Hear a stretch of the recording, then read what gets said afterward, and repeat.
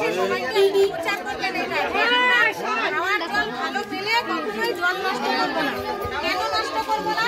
মাটির নিচে জলের লেয়ার কমে যাচ্ছে বলে কিন্তু জলে জল উঠছে, চারপালে নিমেটিক বসাতে হচ্ছে। জল কিন্তু মানুষের জীবন, জল ছাড়া কেউ বাঁচতে পারে না।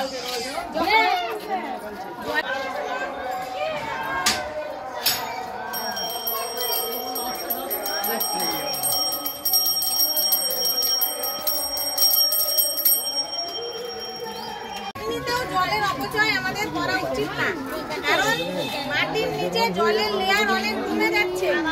এই মাটির নিচে জলের লেয়ার দিনের দিন কমতে শুরু করলে এমন একটা দিন আসবে যখন আমরা স্নান করা, কাপড় কাচা, বাসন মাজা তো দূরের কথা, খাওয়ার জলও পাবো না। আপনারা নিজেরাও কিন্তু বুঝতে পারছেন, এখন মিনি ডিপ না বসালে কলে জল ওঠে না গরমের দিনে। এটা সত্যি কথা তো।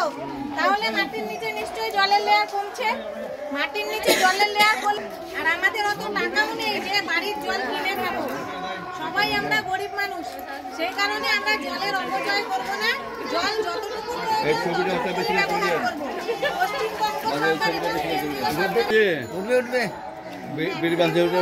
এবং রাজ্য সরকারের উদ্যোগে এই জলের প্রকল্পটা করা হচ্ছে।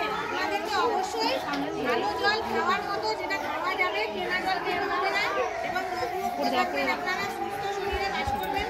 দেখুন, জল থেকে রোগ হয়ে যাবে, রোগের কারণে কিন্তু আমরা যে ইনকাম করি সেই টাকার থেকে অর্ধেকের বেশি টাকা ডাক্তারের পিছনে চলে যায়। অনেকে ধার দেনা করেও ডাক্তার দেখায়। সুস্থ থাকার জন্য জলের প্রয়োজন আছে আমাদের এখানে ভালো।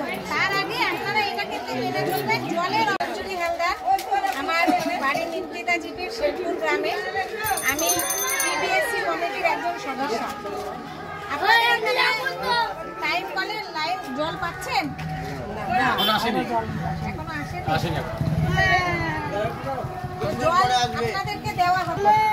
আপনাদেরকে টাইম কলের যে জলটা মানে পানীয় জল, বাসন মাজা, কাপড় কাচা, স্নান করার জন্য না, এটা শুধু খাওয়ার জন্যই ব্যবহার করার জন্য যেই জলটা আমরা কিনে খাই, সেই জলের মতন মানে বিশুদ্ধ পানীয় জল, যেটা রোগমুক্ত।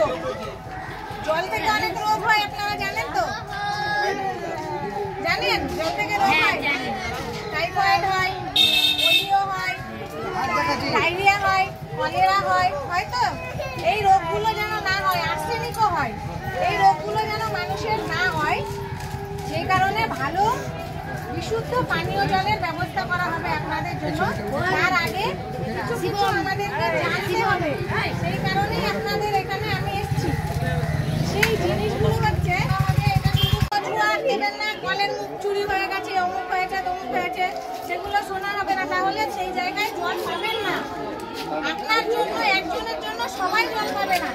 তো জল অপচয় না করে খাওয়ার জন্য, রান্না করার জন্য শুধু ব্যবহার করবেন। ওই জলের ব্যবস্থা আপনাদেরকে করে দেওয়া হবে, ঠিক আছে? আপনারা খুশি হবেন তো ওই জলের ব্যবস্থা করলে? নমস্কার।